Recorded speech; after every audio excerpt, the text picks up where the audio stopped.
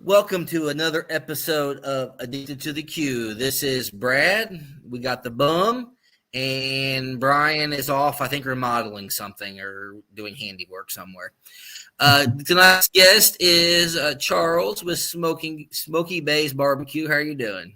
I'm doing well. How are you guys doing? Long time no see. Well, You don't look as hot and sweaty as you did. weekend. You don't look as hot and sweaty as you did 24 hours ago. So Yeah, it was a little hot yesterday. It was real hot, and I wasn't even cooking on concrete.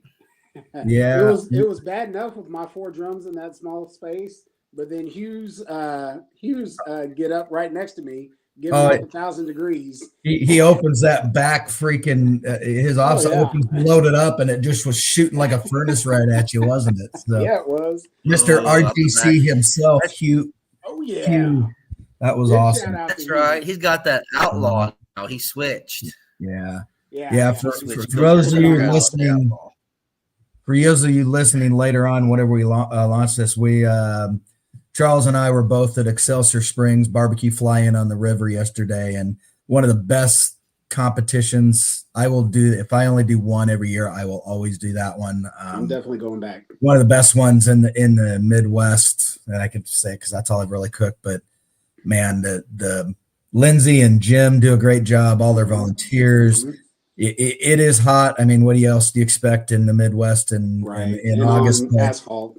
But they make it. I mean, there's people around picking up trash, offering ice. I mean, there's places to eat, and they make it a great deal. So, yeah.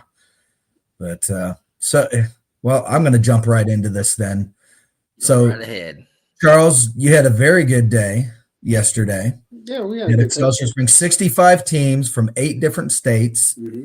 A lot of heavy hitters. I mean, there were some people. I mean, Janky Leg and Triple H cooked and took off to go cook in freaking Troy, Illinois before awards were even freaking going. I was talking to my wife. I was looking at Facebook and I was like, well, what do you mean, Janky? No, Triple H RGC today. It's like, holy crap, he did a rolling double. Well, I think that's closer to his home too. So that's probably why. It is. But talk about what you got several calls and you placed well. I'll let you share what your results were and how you felt about your cook yesterday. We got a 6th place pork, and I'm usually pretty confident in my pork. We got 12th place ribs, 23rd place chicken. That's usually a staple. It kind of fell off yesterday. We were talking earlier, maybe I won't complain about tables. We'll keep that. Let's not go down that. Yeah. Rabbit hole. And then we ended up with an 11th place brisket. So it was a fairly consistent cook, and we pulled out a 701, ended up 6th place overall, and our first ever 700 sticker. So yeah, nice. That was so awesome to see you get that, man. Hearing your name, I was kind of hiding back in a corner in the little bit of shade I could get there, but it was awesome to see you get that. I was so happy, man. I appreciate that. Yeah, that our kind of little area there. I didn't hold up my end of the bargain, but between you and Hugh and then Barking Dog had some great calls. Mm-hmm. It was a good corner. Yeah, and actually, oh shoot, somebody else over there. I can't remember. Oh, it's Doug. Anyways, I don't go on, but yeah. Meat Rushmore was right across the block there. Yeah, he had some good calls, and then Janky Leg was around the corner. So yeah, we had a good little area there. It was a good area there. Yeah.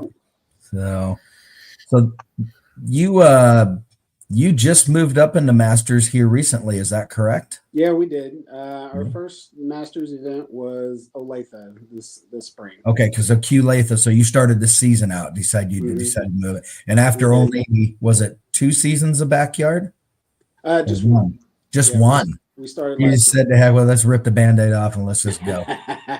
Well, I figured, let's just try it out, see how we do.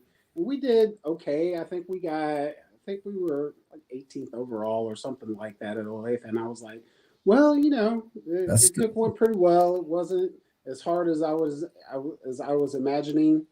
So let's see how we do again. And so we cooked a couple SLBS to kind of get our feet wet without absolutely 100% getting kicked out of backyard.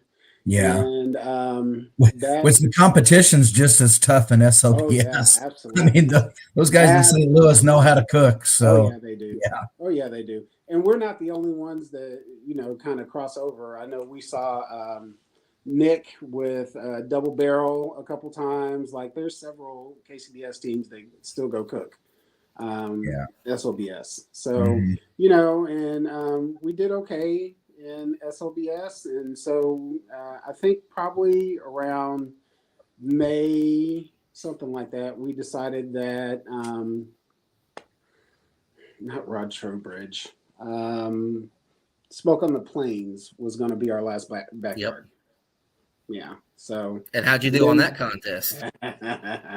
We ended up GC in that one. Good way to go out. Yep.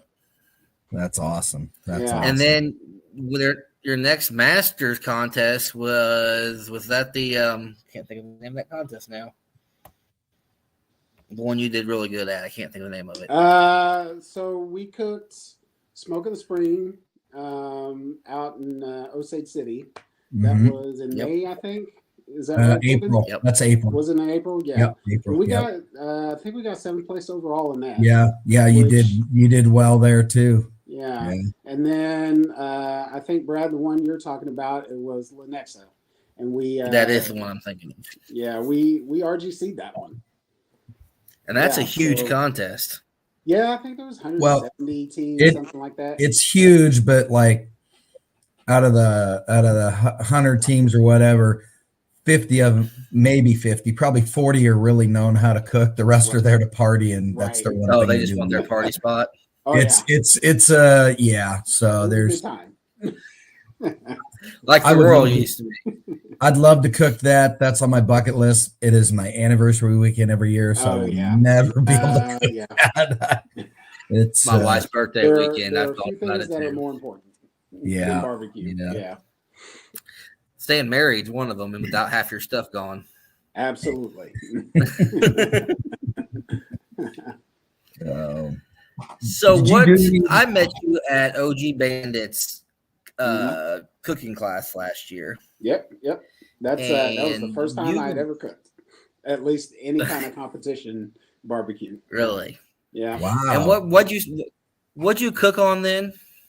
I was cooking on a Masterbuilt that I had for a few years, and anyone that has one of those Masterbuilt gravity feds knows how frustrating it can be. It's got door switches everywhere, so if a door is open, then the fans turn off.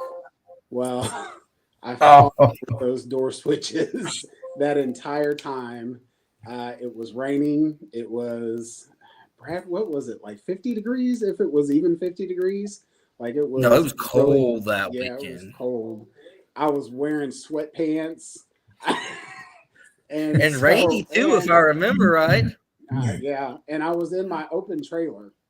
So I had a tent over my open trailer, up and down, sweatpants soaked up to my knees. Like, it was bad. But I learned a lot. And this guy kept, I met Hugh. And we became, at that time, barbecue buddies. I like to say Hugh's my friend now. But this guy kept coming over. Hey, do you need help? Hey, do you need anything? I've got a can you can borrow if this thing keeps giving you trouble. And I was like, man, who is this cat that keeps coming over? What is this? No, I'm good. I don't need help. And lo and behold, it was Josh Farley. And I had no idea at that time how important Farley and the Farleys were going to be in my barbecue journey. But that's how it started, man. Josh coming over and being one of the best cats in barbecue. Yeah, that's awesome. Yeah. Yeah. My first experience meeting Josh, I don't know if we want to go down this line, but I want to say it was at Osage City, and he was mini bush lattes or whatever he was consuming at the end. But I thought he was hilarious. It was awesome. So yeah. Real quick, I met Hugh this is 4 years ago. I think it was 4 years ago. I met him at Getting Basted class. They had an all-day class at Kansas City barbecue stores during an ice storm. So I remember I had to drive down early to get there from my house.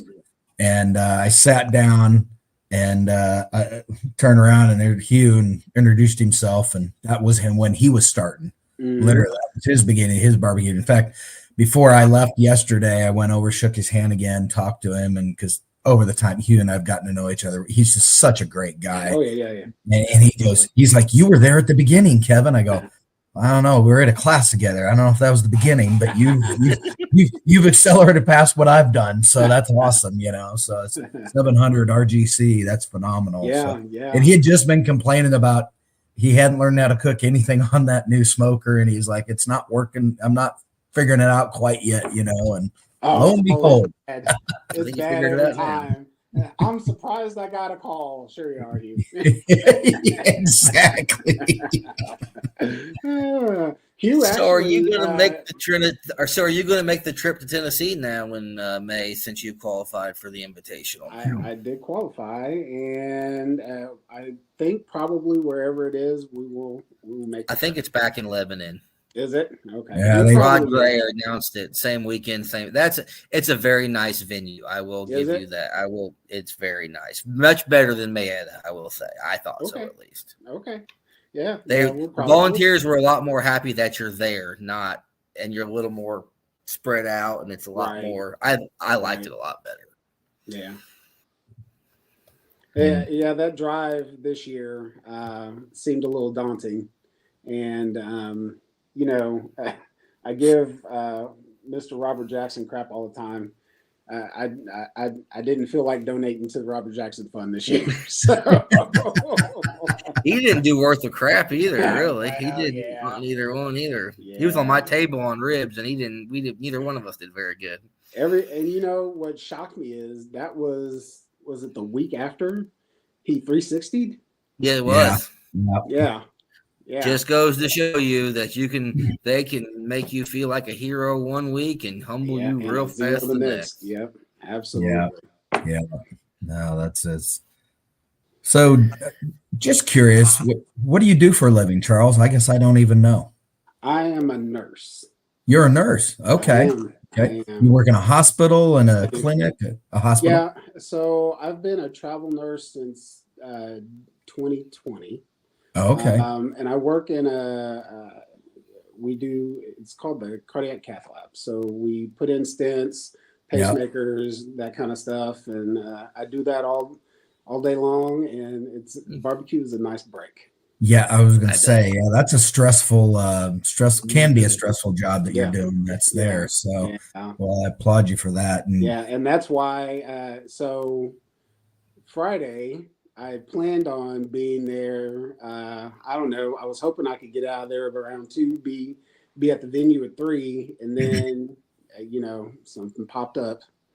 And then I didn't end up leaving work till 4, got to Excelsior probably around 5:30 or so. So I was running behind most of the night. And unfortunately, I didn't get to hang out. But obviously, the preparation was worth it. So Yeah, because I kept looking over. I'm like, man, his trailer's here. When's he coming? And then I got into having. I tell you what, I had fun. I don't know how many of the extras you did. I did everything but Bloody Mary, but because I told myself this year, I said I want to do the extra stuff. I never do it. I want to have fun. I'm not a point chaser. I just want to just see what I can do. Right. And if they're all on the same day again, I'm not doing that. Right. I was worn out from that. I was glad I had Mickey there to help me run boxes, and a few sanity checks. But man, the cleanup. is just atrocious in between extra categories, You know, Wayne with Bad Influence, man, he is all in. He does every category, and But oh yeah, you doing this he's and you got a doing few other this. people there, Oh, right? yeah, he does. Even you had your wife there. Yeah, my wife is awesome, man. You Yeah. know, she comes in, she's my taste tester. She runs boxes in between, doing all that.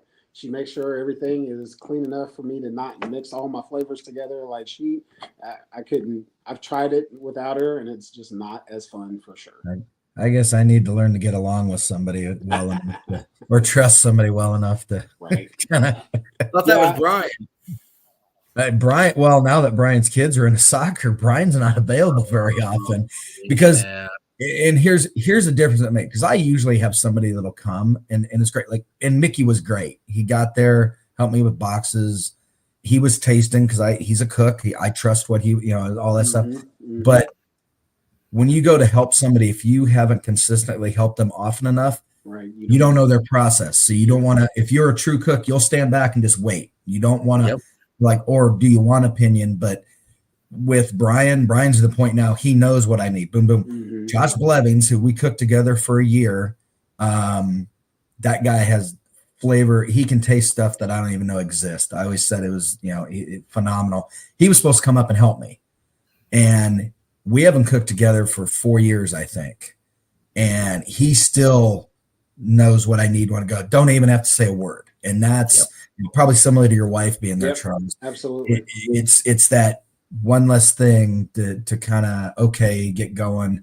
When I invite people to come with me, like, hey, come on in and you can see what I do. I don't care, and help out and you can learn some stuff. The problem is I get to in teaching mode or explaining mode, and then I'll forget, and they'll be like, hey, on your thing on the wall here, it says, I go, oh yeah, thanks for reminding me. If I'm by myself, I'm like this, blinders, but it's so. Yeah. So as far as ancillaries, I have never done an ancillary. I'm not a good enough cook. I need to focus on my 4 meats. Yeah. At least for the first, I feel like the first couple of years, and then maybe I can move on to something else. Now I've done turkey twice, and I feel bad for the turkeys that I've done. Feels like a wasted meat, but I actually today, I think maybe I talked my wife into doing the turkey. So if there's other turkey smokes, then hopefully she'll get into it. So what did you do in turkey? Did you just cook it and slice it, or did you make it into something? Nah, that's what I do, and I need to get away from this. I got mad at first when it came out because I'm like, it's not of course it doesn't count towards GC, so it's not truly a KCBS category. I'm like, no, it should be cook it and slice it. And that's what I do. Yeah, I feel exactly. But I think people, and people get calls with it that way. Don't get me wrong, but I think the majority of people are making something. Right. Yeah. It's more than just turkey. And so my turkey, I thought it was good. And I'll just tell you, it's the Ryan Kane recipe. I took his class. I just do it. It's awesome. Mm-hmm. We had half of it left over tonight. And I said, let's do turkey tacos. So I put it in a vacuum sealed bag, warmed it up, still juicy, sliced it, chopped up, made taco. And I'm sitting there eating this taco going, why didn't I just make mini damn tacos? Because that would have been almost better than what I turned in. So good idea. Maybe Kevin will be doing mini taco. Don't be thinking. No. I told her, Ashton chased turkey points. At one point, and I was like, you might talk to her and see what she. They always did some cool creative stuff. I know. Sure. So does Joel Fleetwood, Meet Rushmore. They do some stuff. Yeah. He kicked our butt in Turkey at the Invitational. Him and Pig and Whiskey Brant, but I think they were the top 2 turkey people in the chase. He's been kicking everybody's butt this year. Brad's doing awesome, and he's such a cool guy. It's great to see him cook what he is. So, what do you, Charles? What did you obviously probably cooked before? Did barbecue at home and stuff like that. What drew you to the competition? What clicked for you to like, hey, I want to try this and get into it? So I kind of wanted to start a food truck.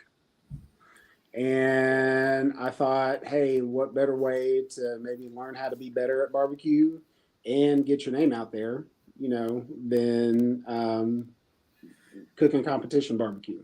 Yeah. And, starting a food truck's harder than everybody probably thinks it is. Yeah. And so, and I had no idea I was going to love it as much as I do. Hey, I need that book. For real. And I just fell in love with competition barbecue. It's so much fun. I've met some really, really great people, made some great friends, and it gets me out of the house. Kind of a homebody. I still love. I've been chilling with my wife here all day, but barbecue gives me an excuse to get out and meet people and talk to people. So. Did you know anybody that was doing it beforehand? Or? No. And I'm not 100% sure. I'm getting old. I don't remember how I found out about the practice cook, the test cook in Cameron. But you're not as old as me. You're not old. Well, I think it's on Facebook, but I don't know. Was it? Yeah, that might be. So.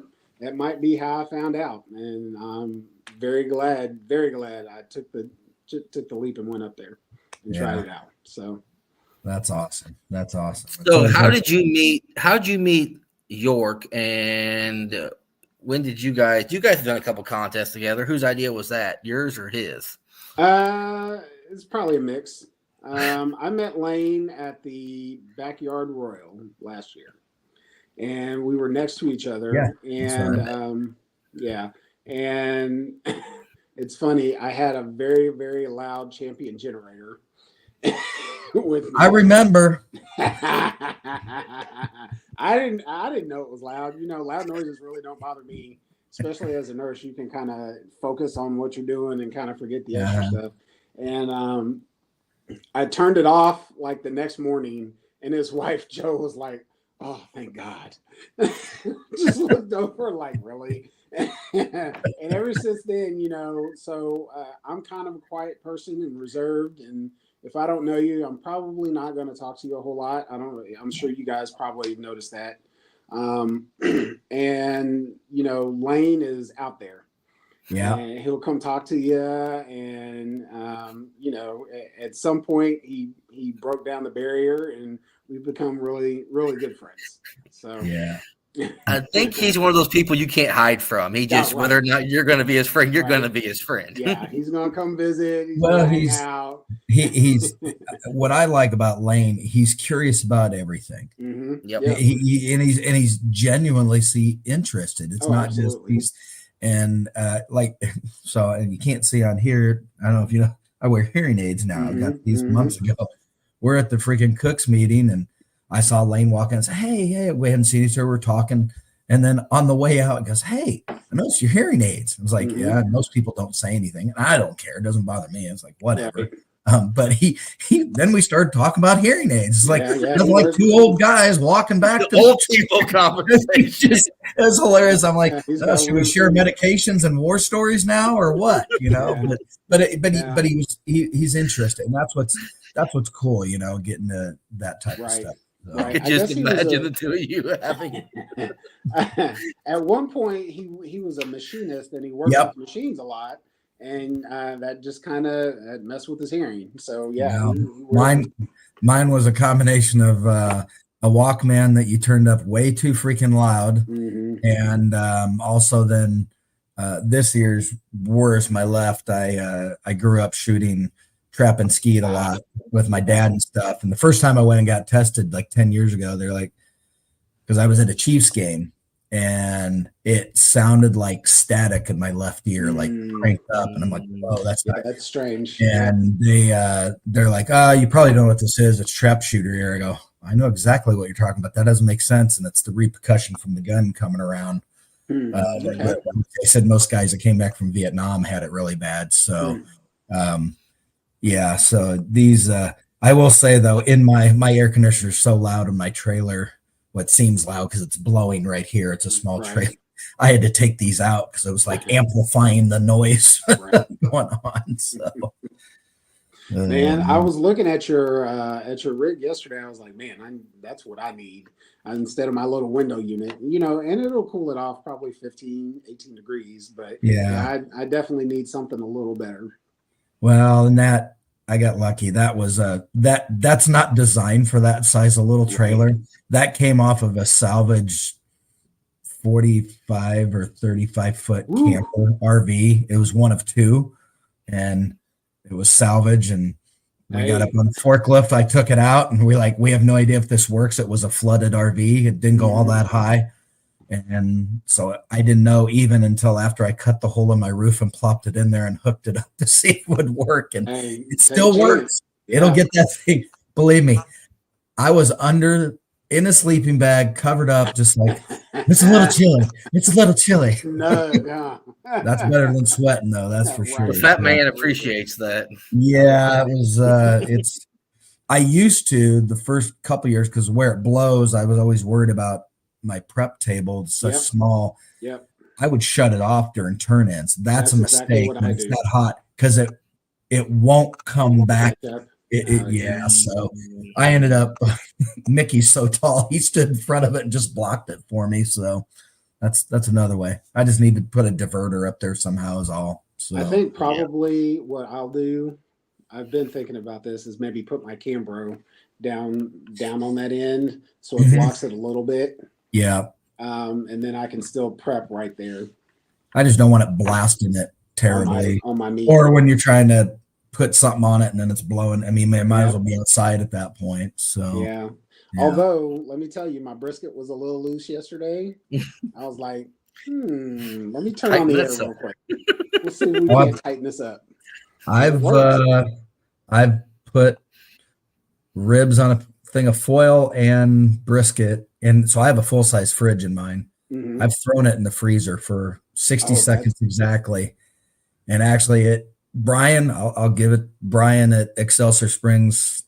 The first year of COVID, when it was out at the airport, because I was cussing the ribs, I was like, I got 6 bones left. Everything else, also McRibs. I don't know what to do. And he said, can I suggest one thing? Sure. Let's put it in the freezer. I go, sure. Why not at this point? Let's make popsicles. And I didn't get a call, but I guarantee it saved them from me getting like 150. I actually had a somewhat reasonable score. So it's amazing how that just tightens that meat just enough. Yeah. All right. We'll add that to the knowledge base there. To the shake checklist. Yep. Don't go too long though, because you don't want it like ice cold. Frozen ribs. No. Right. No, that's just what Kevin did. That's how I've learned. Picking up little bitty tips from people. You can call it shigging if you want. I'm not going to somebody else's trailer to try to learn something. But listening. Really. Shut up and listen. Yep. Well, and I've been doing this long enough. You guys all have, but there's things that we take for granted because we've been doing them for so long. Yeah. That other people don't. I still remember my first year. I think I'd done 2 cooks, and then I got invited by Chris Bonemeyer with Code 3 Spices over in St. Louis to go and shadow him at a cook. And I'm in his trailer, and actually Dave Stidham showed up with, I can't remember what Dave's team was. He doesn't cook anymore, but I can tell you Dave's he's very good. I mean, he's up there with the big names. And so I couldn't believe I was in this trailer with these guys, and they were doing something. I was like, holy cow. They're like, how do you not know that? I go, guys, this is the 3rd comp I've ever been at. Right. And they're like, oh, so you forget those things. So that's why it is fun to like what OG Bandits do. That is so cool. Oh, absolutely. Show whatever. I mean, I'm open up. I've literally, somebody's like, I need help with ribs or this and that. And I'll just give me your email address. I just send them there. Like, you didn't have to give me your recipe. I'm like, it's just a recipe. If you want to talk about the process, that's one thing. What do you need help with? The recipe, the process, whatever. And I don't care if somebody does well. I mean, I love it when I see people that do well, friends of mine that get caught. Like, still, it's awesome what you did yesterday and what Hugh did. Just for me, that's cool. Okay, I didn't No, hear myself, absolutely. but I got to see friends do something well. So Absolutely. yeah, And like when Lane got his no, I don't think Lane, maybe Lane didn't. But I know Jacob Watt got a call yep. yesterday, and He, I was probably the loudest person screaming for he him. he had a rib and his wife, as I always Dessert. say, your wife got the dessert call. So You don't want to give him credit. You don't want his head to get bigger, you know, I don't know. I think So, Jacob will be okay. I don't see oh, Jacob as one of those. oh He'll yeah, get, yeah, No, Jacob's a I great cook. really don't. Yeah, he'll be absolutely. grounded. Yeah. So is Lane how you met? Well, how you got Hunsaker Smokers or got hooked up with the Hunsaker? That was that through Lane? Mr. Robert Jackson himself. Robert Jackson. Yeah. So the day of the Bandit cook, the test cook, I was so frustrated with that master built that I looked on Facebook Marketplace and I went and bought another one. And I carried those two master builts around until I got my first Hunsaker in May of last year. Oh wow. And because I had talked to Robert Jackson about the Hunsakers, and then I tasted one of his ribs, and there's nothing like a rib on a drum. Yep. And you notice the guys that are cooking on drums getting all the rib calls, and other. No offense to offsets or pellet smokers, anything like that, but the flavor of the food off a drum It's is very unique. second to none. Yeah. Yeah. So I got that first one just to cook ribs on, and then when KC Grilling Company They had was going out of business, yeah. they had one Hunsaker left. And it was a good price, so I got that one. And then I found out there's nothing like chicken on a drum. Chicken on a drum is very good. Lane laughs at me when I'm next to him because the way I cook my chicken, I say fried chicken, and that's all I'll say. He'll ask me how the chicken's going. I say fried chicken. And and that flavor off that drum, it's very unique, and I think that's why I've done okay in chicken. Yeah. Well, and I've toyed here and there with. I have a Rectech bullseye, which I love, and I've toyed with the idea of bringing that to do chicken on, just because I don't have to empty a charcoal basket, Right. Few little things here and there, but I keep thinking back to exactly what you're saying, and chicken's one of my best category that I get calls in. I'm like, why would I change something? Why are you changing it? That I just I like, okay, just leave. And actually, coincidentally, you say this, ribs is my second best category, and they're almost neck because I've dramatically improved due to help from some friends the last 2 years in ribs. So now they're kind of neck and neck. Those are my kind of two so far. I gotta stop messing with the big meats. Smoking in the Osage, you nailed the two meats, or which one comp you had? You nailed chicken and ribs, and it was like pork and brisket that kind of fell off. I was like, yeah, well, both. If McLeod, I had McLeod and McLeod, I had first in chicken and second in ribs, and we won't talk about the other. Hey, you know what? It happened to me in Osceola. But I still got fifth. So that just tells you, if I had, of course, Bocephus, he was a man on fire. He even got Wild Child. He got everything. He was loading up. Yeah, that happened to me in Osceola this year. I second chicken with a 180, second ribs, and then my pork and my brisket just fell off, man. I didn't even make top 10. That's how bad it was. Yeah. So yeah, that stinks. I feel you there.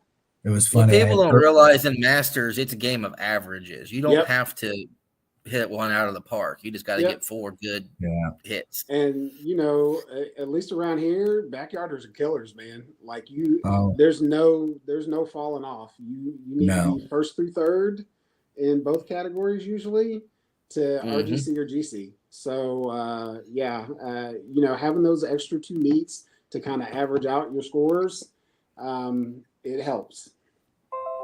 absolutely Yeah. helps. Yeah. No, it's definitely. Yeah.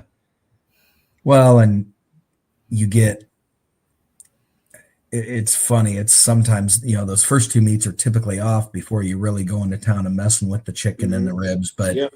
so it's weird. It's backwards on how you're prepping them when they go on, but then but then you get to the boxing, and pork can be a disaster. Yeah. It's depending on what you're doing with pork. So I've mixed the Bandits process, and I took a class with double barrel and chicken fried over the winter, and I've mixed chicken fried in the Bandits process, and I've had some pretty consistent results with as far as pork.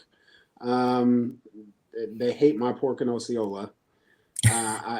Last year it was the exact same thing. I got almost the exact same scores this time, and I was like, you know what? So for this week, for Excelsior, I was like, let me run it up the flagpole again, see what I get, and 6th place pork, 177 something, and I was like, yeah, I'm not cooking that recipe in Osceola anymore. It just does not work. There's certain areas that, at least I know for sure in Missouri, there's certain areas that stuff that flies in Kansas City just fine. Yep. Will not work. I've never cooked it, but I've heard Lori, Missouri's like that. The teams that are coming out of Kansas City that consistently cook comps around here, they go there and they just get throttled. Just get killed. Yeah. But they do fine everywhere else. So. Yep, I've heard that even St. Louis, a little from St. Louis to Kansas City, has a little bit of a different flavor, kind of sometimes. Yeah. Yeah. When's your next competition, Charles? Well,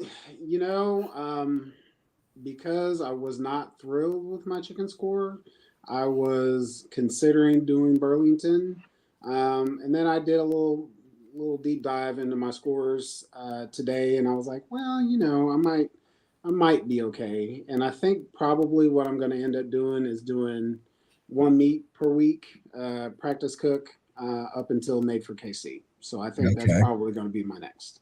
Yeah, that's right. You're at Made for KC. Yeah. I don't know how many. I saw the other day what they were up to. I thought it was like 30. Oh, did they get up to 30? Maybe it is. I can't remember it. Okay. So I don't know. I guess to me, if everybody's going to complain, just don't cook it. Then that's fine. The entry fee got down cheap. I'm going to keep my opinion to myself. I don't have a problem saying that, but I will say that nowhere else, even for an entry fee of $350, you're not going to get a $10,000 payout to first place. Bingo. You're not going to get, even if everything. So the food at the restaurant that you put out is still going to be good. They're not going to let it be bad because it's going to make it look bad, right? Yep. And your name is still going to be on it. So you're still going to get name recognition, which to me, why did I say I started barbecue? Name recognition. Exactly. Yep. And to me, like that's one of the biggest things. And not only is it name recognition locally, like it's name recognition nationally. Look at what and I agree with you. It was already the least expensive competition I did anywhere because meat was provided. Meat's provided, not chicken. Whoop-de-doo. So I guess drop $30 on chicken. Okay. Right. But I'd rather get my own the chicken cheapest anyway, meat. Exactly. Well, especially after last year's. Believe me, last year's was atrocious. But everybody cooked it, so whatever. But it's already the least, and the overall potential is still higher. Oh yeah. And like he dropped it, and I'm not going to complain that it dropped. But I emailed him and like, dude, you didn't have to do that. Right. If you don't get teams, if they don't want to cook it, then whatever. But yeah. I will say that Smokey Beys BBQ appreciates the opportunity. Yep. To be So able to the weekend bums there. I know T-Dogs. I know several of the guys I've talked to. They're excited for it. So it's Wish I lived closer to the airport. Any given Saturday, I guess this time. Yeah. So yeah. Well, like you said, what's the downside? I mean, really, honestly, what is the downside of it? I mean, I think the downside's in here for some people. So my opinion remains my own. There's more to it than that, but we don't want to get into that on here. So anyway, That's why here lately I've been trying to stay out of the barbecue world fringe. It's been kind of nice. Yeah. So when you started, you were, because I remember meeting you at the Backyard Royal last year. When did you get your trailer? Was it this year or was it last year? No, we had it last year. When did we get that thing?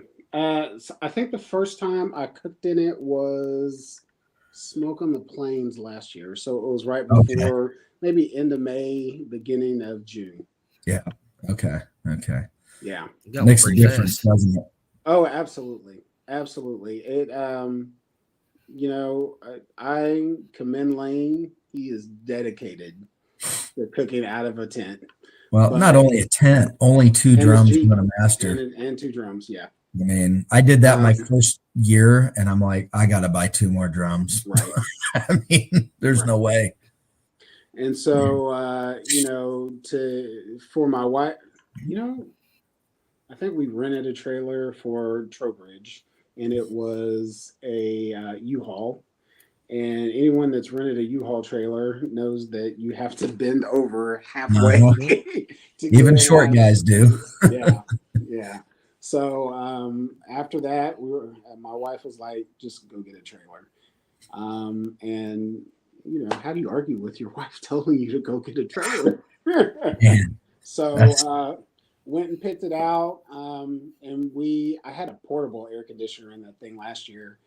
And I think it was Tahlequah. It was 114 degrees outside. Yes, it was. And I'm pretty sure it was 134 in the trailer. Yeah. And we decided that Charles needed to come up with a better plan to get some air conditioning in it. Yeah, those portable air conditioners are good for in a room in a house, maybe, but a tin can, they don't do anything. Definitely not that application. I had at the Invitational, and it was fine at night. It froze me out at night, but during the day, it was useless. I didn't even go in there during the day. It was completely useless. Yeah. So we've had it for 14 months or so.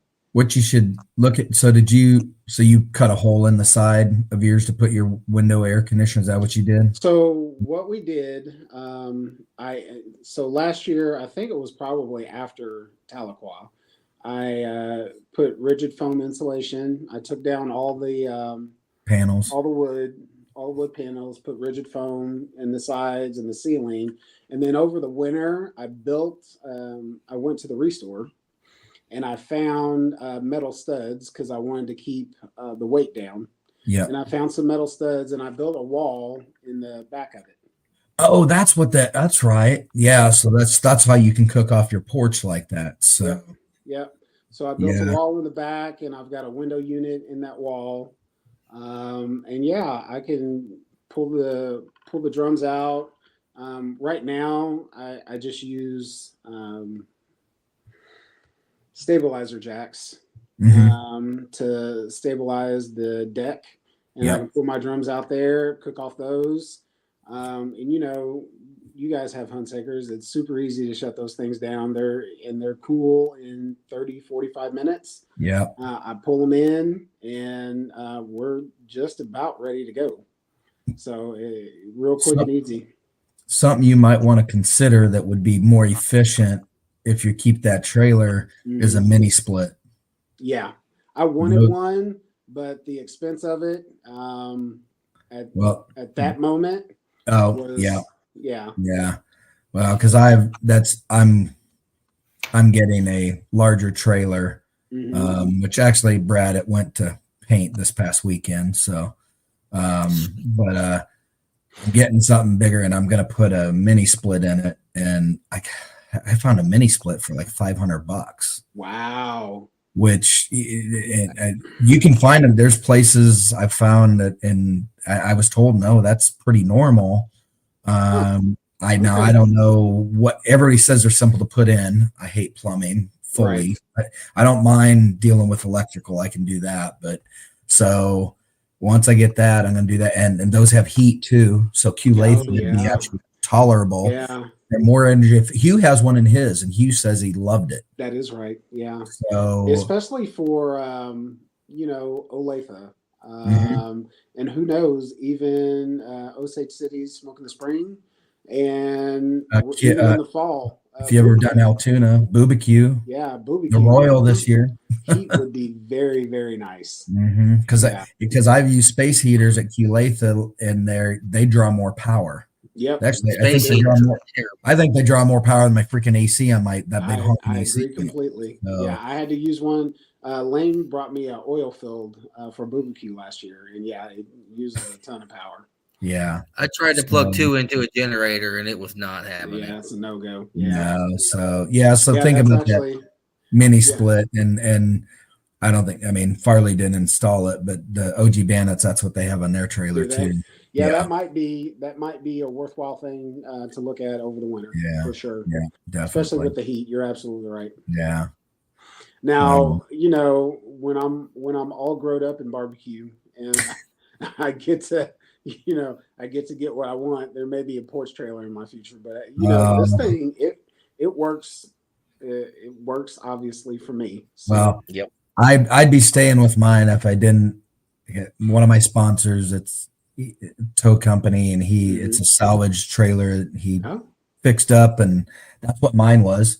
It was a shell that he fixed the axle for me, and then I went in and did everything to it, and so that's what I plan on. It'll be a little bit longer. I can actually put a fold down bed from the wall, which I'm excited. I can sleep a little more room to sleep in there. I don't have to. It's got a V nose, so that gives you an extra. I have dreams. I don't know why, but I have dreams of putting a 3-sink up front. That would be nice. Clean some stuff easier, So we'll see. We'll see what I come up with, but I was going to ask you when you mentioned your trailer. What'd you think about my drums? I repainted them. What'd you think? The color. Oh yes, I saw the color when I woke over. I was like, "What's he doing over there? What you doing, Willis?" Like, did you buy those from the bum? I was like, no, I repainted them, and it's April's favorite color is blue. So yeah. Oh, it's that blue color. Yeah, that AMC metallic. Yeah. Well, my trailer, I think most people know this. I rattle canned my whole trailer. Mm-hmm. Oh, did you? Yes. So it looks good. I've never run a spray gun or any of that stuff, and I looked up. I found it online. Somebody could make it or had it, and I bought 2 cases. And my buddy owns a tow company. He's like, during the winter 2 years ago, just use it and do it in my garage. I did.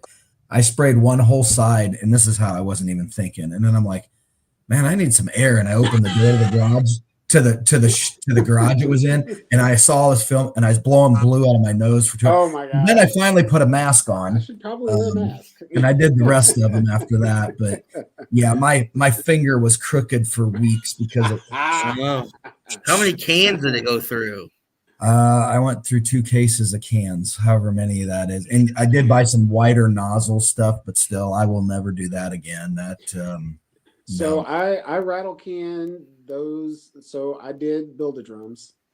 Yep. And let me give you a shout out to Mr. Mark Hunsaker. He's awesome. Best drums on the planet. Definitely. We went down. We were on our way to Robert Jackson's class. It was me and Lane, and bought some builder drums. Brought them back, and I rattle canned them. And apparently, I used the wrong high temp black paint. And every time I try to clean them, the black paint would wipe off.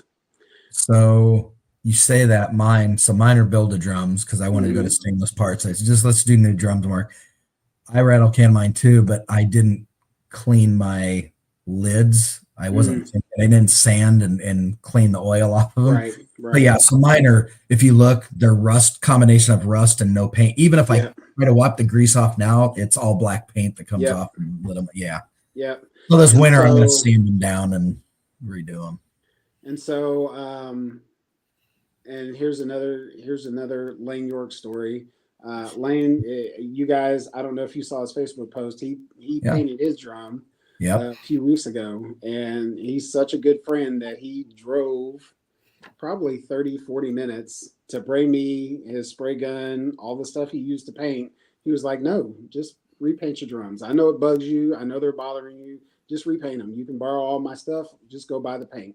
And so I picked, I was off for a month between Osceola and Excelsior, and I repainted my drums thanks to Mr. York. So is it easy to run a spray gun like that? I've never done that. Yeah, it's not bad. So my air pump probably isn't, the tank isn't big enough to run it appropriately. But even still, I'm thrilled with how they came out. Okay. There's a little orange peel, but you know what? At least the paint isn't wiping off every time I try to clean them. So I threatened to just drop mine off at his house is what I threatened to do. You know what? He'd do it. Yeah, I know he would. Yes, I know. He keeps threatening to paint my other two. I'm like, dude, you are not painting my drums. It's not happening. He does the outside of them after 6 cooks or so, he says. Oh, yeah. He is nuts about cleaning his drums, but it works. Rib calls, chicken calls. He's a good But cook. what does Bubba say, Brad? Dirty wins. Dirty You ever wins. met Bubba? Ugly chicken wins. Eric Burkhart. If you come to the Royal, I'll this weekend to me. Yeah, if you come to the Royal, I'll introduce you to Eric Bubba. Okay. He's awesome. But I still remember I cooked the Code 3's comp Smoking on Main years ago, and I remember walking down. I was visiting with Bubba, and I looked at his Sunsaker. I'm like, you can't even read the thermometer, Bubba. What the deal? I mean, just man. And he looks and he takes a rag and he kind of wipes it off. He goes, "Dirty wins, Kevin." I just laugh. If you've ever to meet him, he's not by any means fancy. No, but he's another guy that will give you the freaking shirt off his back, though. He's so helpful, so awesome, easy to get along. So there's a ton of barbecue people like that. Mm-hmm. And like, how can you not get wrapped up in it once you know that there's a ton of people that love barbecue and are willing to do anything for you also. Exactly. Yeah.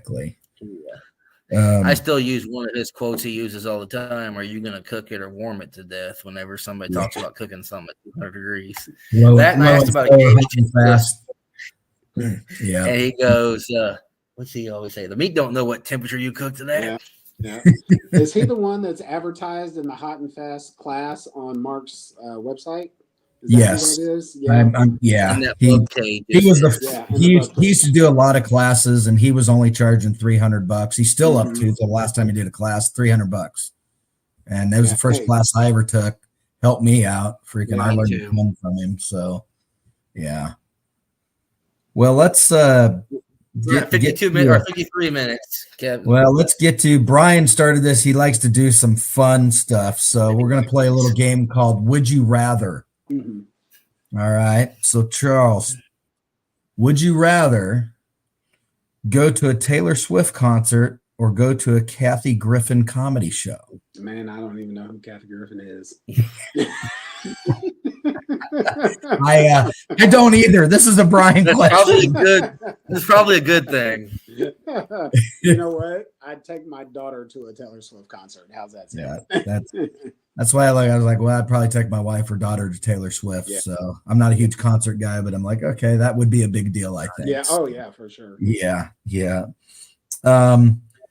Would you rather have your own Food Network show or a successful food truck? Food truck. Food truck? Easy. Okay. Good. Less travel, right? Yep, for sure. Yeah.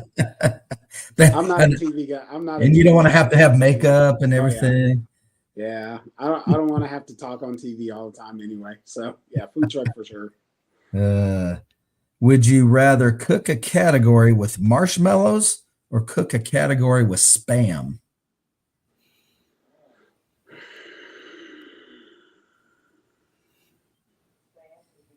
Yeah, I think Spam. Yeah, you can get kind of creative with some Spam, and it'd be a challenge. Who doesn't like marshmallows? Yeah. Well, So, the but one thing Spam would be a challenge. with marshmallows, it's dessert. At least that's Yep. the way I look at it. Yep. Spam now during COVID when everything was shut down and stuff, there were virtual competitions all around. And I remember there was a spam one. I don't know if Brian ran it on his page or was another one. And I remember I went and did it. My wife's like, what are you doing buying spam for it? It's a cook challenge. I remember whatever I cooked, it looked pretty, but Right. it was spam in the end. So I don't think I've eaten spam since Boy Scout camp. you don't think I had either. Guess what? I was I third, haven't. fourth I grade. won't do another one. Let's put Didn't it get that. any better, did it? Yeah. I'm not Polynesian, so spam just isn't my I got a buddy that eats potted meat, and I'm like, I don't even know what potted meat is. We call Tyson back. Maybe Tyson will be able to help us out. There you go. Give us some ideas. Here's another one. Would you rather cook a comp with drums running at 400 the entire time, or use Weber kettles to cook the whole time?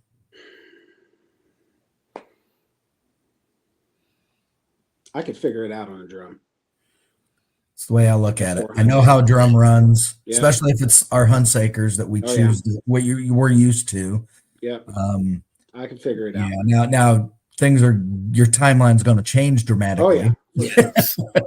Might have to have a heat shield or two extra. Yeah. Well, that's what I did with my.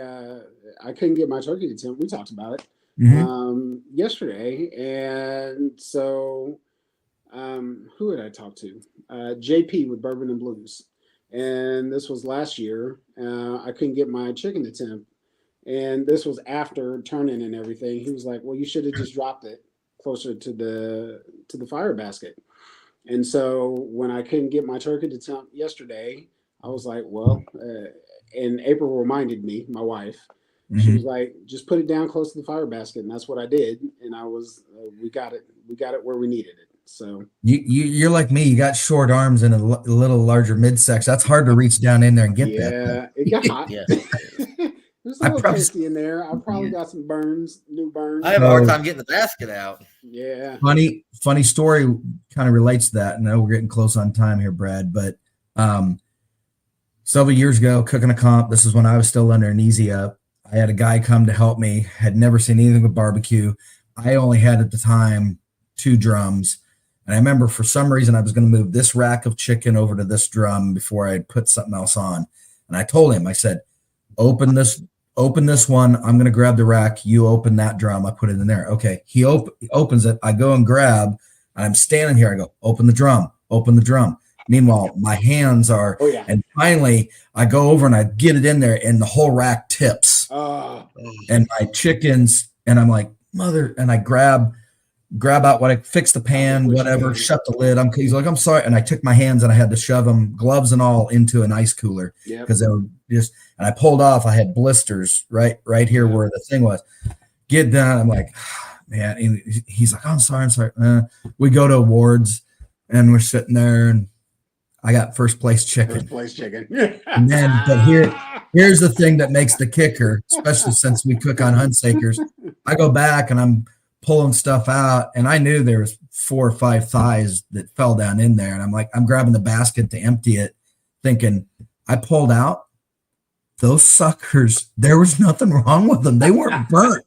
I used the plate. They were still sitting on the vortex, and I'm like, took a bite. And I'm like, this thing still turn these in. I couldn't believe that. I'm like, well, got close enough, did what it needed to do, I guess. Oh man. Well, Charles, it's been awesome having you on. Yes, man. thank you. I appreciate you guys. Got to meet you a few years ago, and I like talking to you every time I see you. I like seeing your success, so that's awesome. Thank you. I appreciate it. Do you have any sponsors you want to thank or any call outs? I mean, anybody who knows me knows that OG Bandits are my number one primo, sponsor. Love them to death. Appreciate everything they've done for me.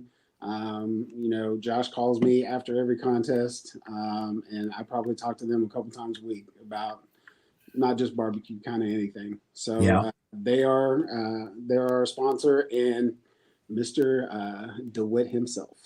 Yes, sir. Best Team rub on the JDQ. planet, right? Yeah. Yep. And That's so those are awesome. our two sponsors for this year, and I appreciate both of them. They've been great. Well, Great. you're associated with two great Absolutely great groups right there, great products. That's all I need. Yeah. You know. No. It's awesome. Well, thank you for I- coming on. Hold on, I do want to give one more shout out, and we've talked about him, to Tyson at the Uppercut. They're not a sponsor, but the man, his trim briskets are every time are just bangers, just beautiful briskets. He shout out to Tyson. He does. He knows. I mean, he's a cook himself, so he knows what we want. Tyson's easy. If you don't get along with Tyson, there's a problem. Oh, yeah. He's so easygoing. He'll do what he can to help you. The guy wears so many freaking hats there. It's amazing. He does what he does. But listen, my brisket this week, I opened it up and a piece fell off the bottom. I was like, what is this? Tyson had put a patch on the bottom. Yeah. Yep. He's a cook, man. He knows what's there. Yep. He knows what we need. Yeah. No, it's I kind of upset that I gave the secret out of the Uppercut years ago, and it's blown up since then. But in the end, before that, and this was early on when Mariah had opened the shop, that I was told by John Atwell at Jousting Pigs about him. You know, there was only probably a couple people nobody was buying comp briskets from him at the time. And so then I started, and I won't go down this road, but I didn't know this till after I went in, but I knew Mariah when she was like 3. We used to go out with her parents. We used to go out with her parents partying all the time. So back in the day. Exactly. Yeah, those, I cooked because I wanted to try Wagyu brisket. I had cooked an Akaushi probably 3 or 4 years ago and just loved it. And I just love how they finish, man. That the finish is silky, smooth. And I cooked Snake Rivers at the beginning of the season, and it's just different. Just different. I agree with you. The other piece that I like is I don't have this big 15-pound, 20-pound brisket that it's frozen solid that I have no clue anything idea about. What it looks like. Yep. I mean, none of their stuff's frozen. So even if you buy a full packer, it's fresh. It is. And if you buy a full packer and you want to trim it yourself, Tyson will cut it open just to check to make sure there's no gashes in it and re-vacuum seal it for you to take home. Really? Yeah. I mean, if you want to do that, he will, so. Yeah. Service is top notch. Oh yeah. Yes, they're I love going there. That's why I was picking up all these brat burgers for getting my get together with my buddies. Like, I'll take care of the meat, guys. I know where I'm going. So I know the good stuff. Yeah. All right. Well, Charles, you have a great evening. Thank you. Thanks for having me. Thanks, Brad. All right, Take thanks. care, guys. Good night.